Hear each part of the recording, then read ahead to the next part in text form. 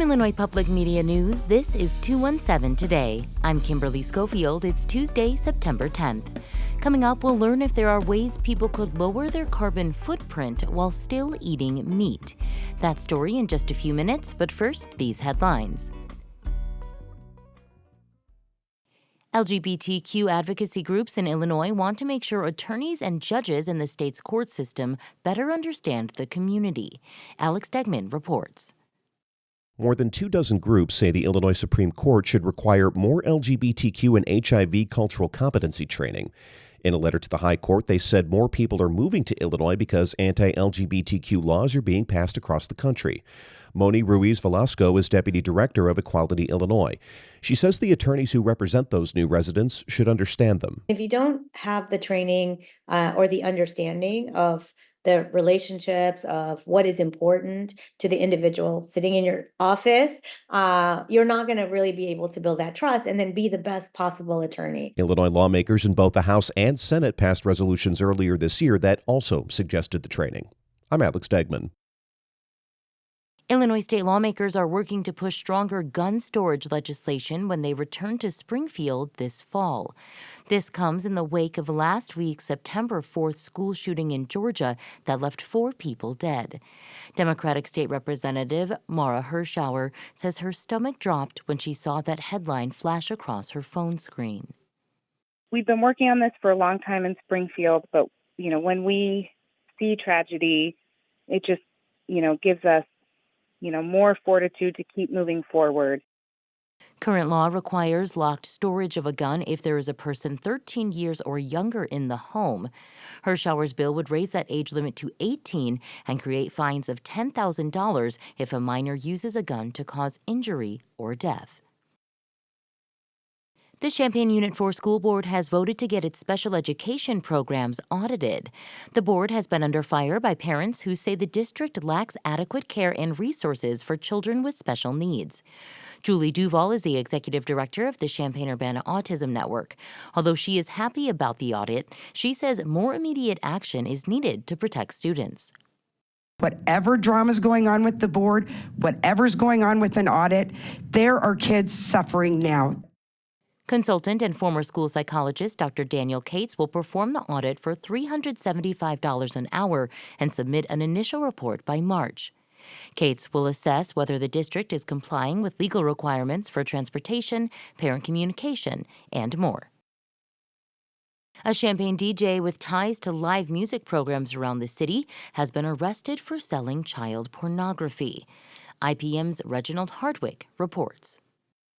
28-year-old Dante Joseph Scott is facing charges of reproducing and selling child pornography.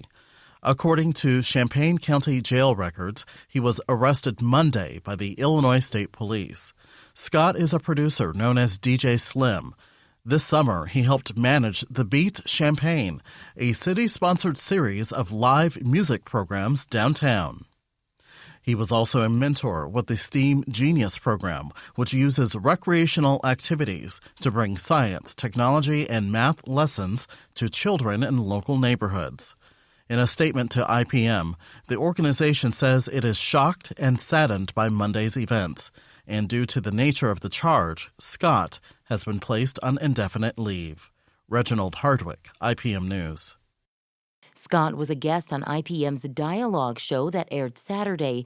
The interview was recorded weeks ago, and rebroadcasts that were to air tonight and tomorrow have been removed from our schedule. Still to come, we'll learn if there are ways people could lower their carbon footprint while still eating meat. That story is coming up next on 217 Today. But first, meteorologist Andrew Pritchard with your forecast for today. I'm meteorologist Andrew Pritchard with your IPM News forecast for Champaign-Urbana. For today, look for sunny skies with a high of 83 degrees and a south wind 5 miles per hour. Tonight, clear skies with a low of 55 degrees, a southeast wind 5 miles per hour. Tomorrow, sunny with a high of 87 degrees, a southeast wind 5 miles per hour. Tomorrow night, clear skies with a low of 57 degrees, an east wind 5 miles per hour. And for Thursday, partly cloudy with a high of 86 degrees and an east wind 5 to 10 miles per hour. Next time on the 21st Show, Vice President Kamala Harris will be debating former President Donald Trump for the first time Tuesday night. We're talking about it and want to hear what you'll be listening for. Leave a voicemail at 217-300-2121. That's 217-300-2121. Then join us next time on the 21st Show.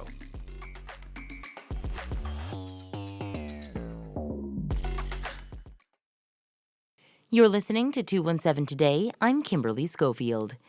U.S. beef production is responsible for about 4% of the nation's planet-warming pollution. That's according to the U.S. Department of Agriculture. Some researchers say that eating less beef could lower emissions. But for some people, that's easier said than done. Harvest Public Media's Elizabeth Rembert sees if there's a way to order a hamburger while keeping your climate conscience clean.